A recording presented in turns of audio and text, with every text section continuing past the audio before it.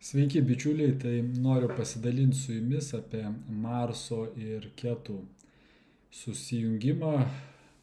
Jau kelios dienos kaip susijungia šios dvi planetos ir tas susijungimas jisai bus iki Liepos 28 dienos. Tai tiesiog apžvelgsim, ko tikėtis bendrai, ko pasisaugoti šitų periodų, kadangi tai dvi ugningos planetos, ir apžvelgsim kiekvienam irgi zodiako ženklui, kas tuo laikotarpiu palanku ir į ką labiau atkreipti dėmesį šiame periode. Taigi Marsas tai yra ugnis, Ketų irgi ugnis ir pozityvios galimybės tai, kad ugnis tai yra valymasis, reiškia ugnis mums padeda apsivalyti, tai geras laikas atsisakyti kažkokių tai žalingų įpročių, kažkokių tai negatyvių emocijų. Ir tai laikas, kada jeigu mes užsiemam ypatingai ten meditaciją, dvasinę praktiką, tai iš tikrųjų labai palankus metas tą praktiką sustiprinti. Kadangi Marsas jisai suteikia mums valią, o Ketų planeta atsiskiria, tokie kaip atsiskyrimą nuo mūsų ego, tai būtent valia ir atsiskirimas nuo ego mes galim tuo periodu tapti stipresni. Ir pavojai, kokie galėtų, tai būtent konfliktai.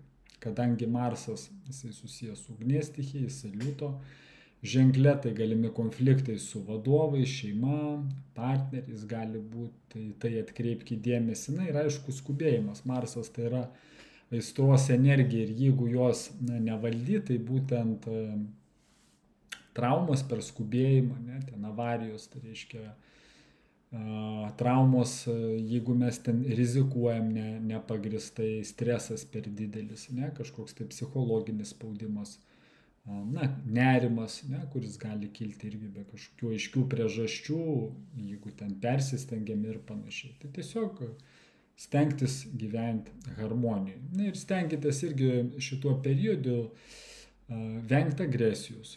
Vengti agresijos, tokių kaip konfliktų, kur nėra būtina agresija. Tai vėlgi ten su vyresniais, su kažkokiais tai autoritetais ar su partneriais. Ypatingai tokie irgi kaip impulsyvūs sprendimai finansuose, santykiuose.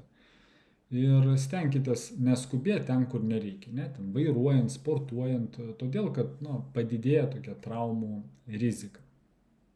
Ir ego, tas mūsų dvasinis ego, kad aš žinau geriau, aš pasieksiu daugiau. Tai irgi Ketų planeta su tuo susijus, tai gali tai išryškinti, todėl irgi reikės nuolankumo. Todėl šitam periode palanku, kas kartuoja, tokias kaip planetom mantras, tai Marso mantra galite irgi rasti, pas mane yra video, lankyti šventas vietas, šventyklos irgi tuo periodu lankyti. Ir aišku, stengtis vėlgi dirbti su savo pasaulėžiūra. Dirbti su savo pasaulėžiūra, kad nukreipti savo energiją kaip tik labiau į tokią kaip į tarnystę, o ne į savanaudiškumą.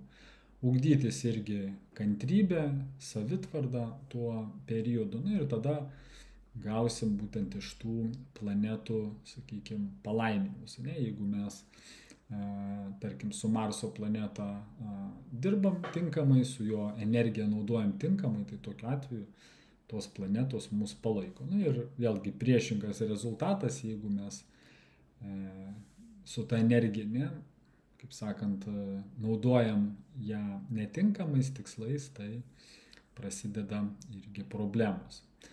Aišku, viskas individualu, bet bendrai, kada mes būnam sąmoningi, stengiamės būti dorybės energijai, tuomet viskas vyksta pačiu palankiausiu būdu.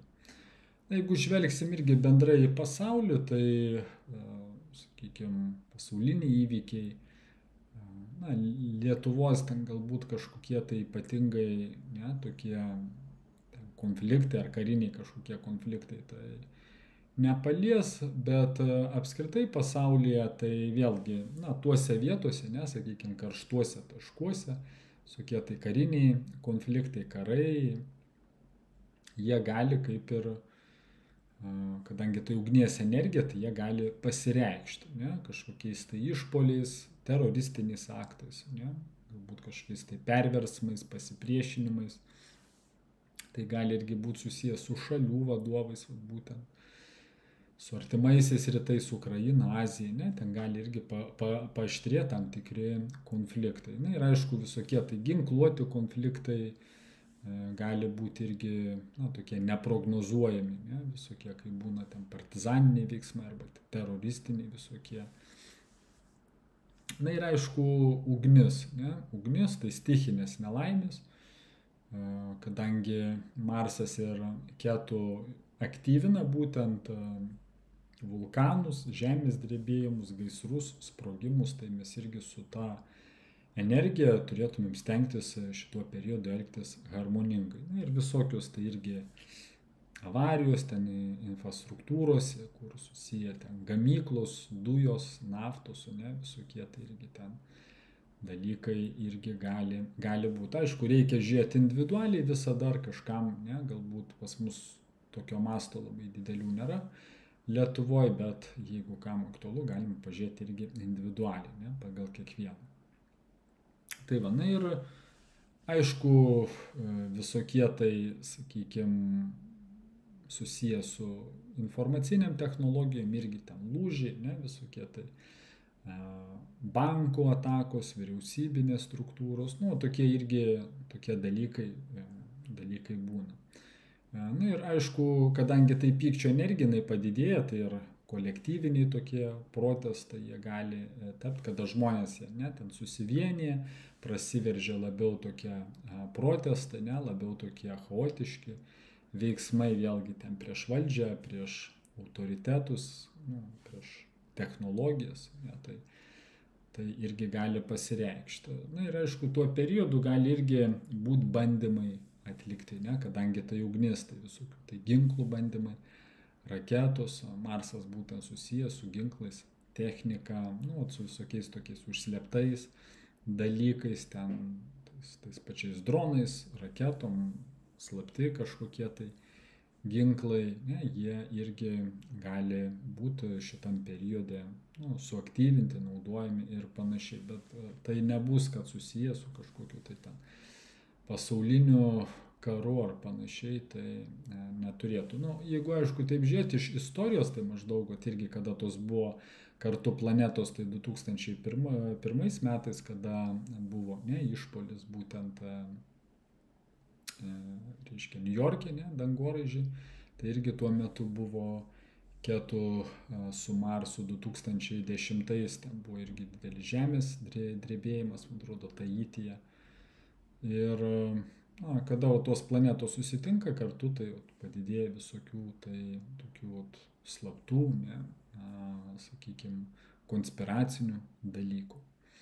Tai vėlgi laikas, toks, kai ateina tam tikri tokie išbandymai, todėl reikia į viską stengtis kaip ir reaguoti sąmoningai, susilaikyti galbūt nuo kažkokių tai nereikalingų reakcijų, ir kaip kalbėjom, sąmoningumas, jeigu mes išliekam sąmoningi, jeigu saugom tuo periodu savo psichiką, viskas einasi kaip ir gerai. Pažvelkim į kiekvieną ženklą, žiūrėkit pagal mėnulio ženklą, kas jau žiūrėjo video, anksčiau tas žino, kas žino savo ascendentą, tai būtent ko tikėtis, kas palanku tuo laikotarpiu ir kuo vertėtų pasisaugoti. Tai būtent avinams gali būti daugiau energijos, ryžto, palankus kaip ir metas keisti, kokią tai gyvenimo kryptį, palankus laikas sportui ar disciplinai. Ir vertėtų vengti jums šiuo periodu tokių impulsyvių konfliktų, nes padidėjęs pyktis gali būti, tai gali sukelti problemų ir pasisaugoti traumų, reiškia kažkur tai neperspaus savęs, neskubėti. Jaučiams šiuo laikotarpiu palanku, gali atsiskleisti jūsų talentai, tokie vidiniai talentai, geras metas dvasiniam darbui, tobulėjimui. Na ir tuo periodu vertėtų vengti slaptų priešų, tokio psichologinio nerimo, miego sutrikimo, nepasiduoti kažkokiom iliuzijom, apgaulėm, kur ten kažkokie tai pažadai tušti. Dvyniams šiuo periodu palanku, tai gali atsirasti kažkokie tai nauji ryšiai, veikla su žmonėm, kažkokios tai iniciatyvos, galbūt pasiūlymai, proveržiai susijęs su technologijom. Ir vertėtų vengti šiuo periodu draugų išdavysčių, socialinių konfliktų, ir vertėtų neskubėti pasitikėti visais.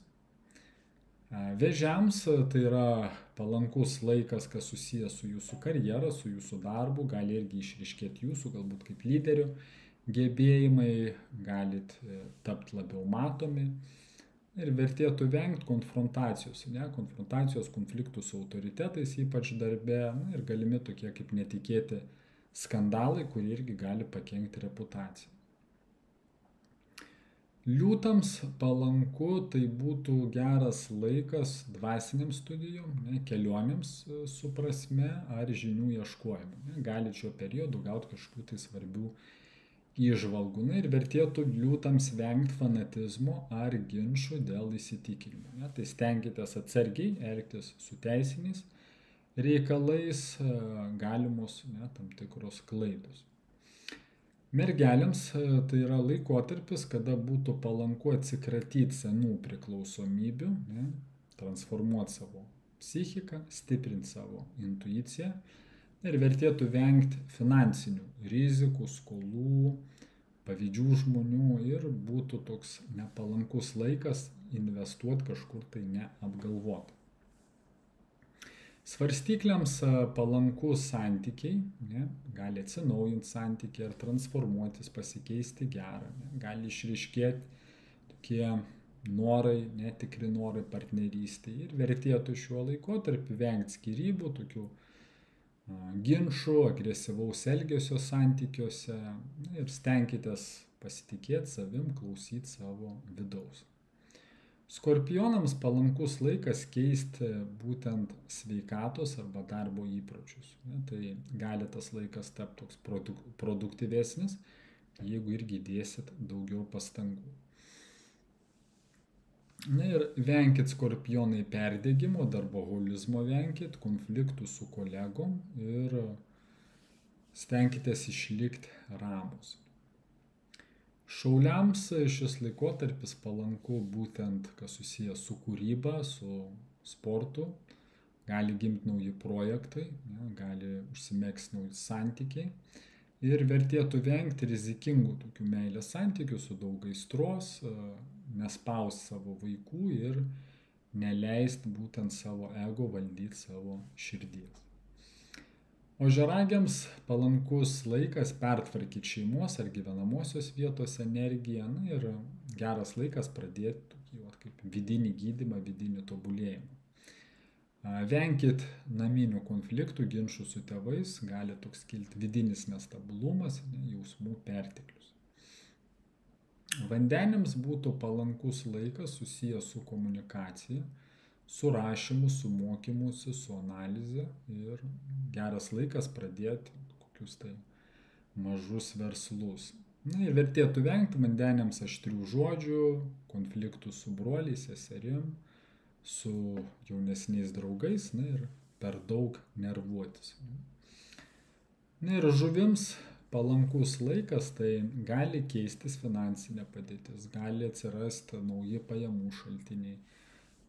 Intuicija gali padėti versle ar asmeniniai veikloje. Ir vertėtų vengti šio periodu netikrų pažadų, tokių impulsyvių išlaidų. Gali kilti tokia vertės ar savivertės krizė, bet laikinai. Tai į tai atkreipkite dėmesį.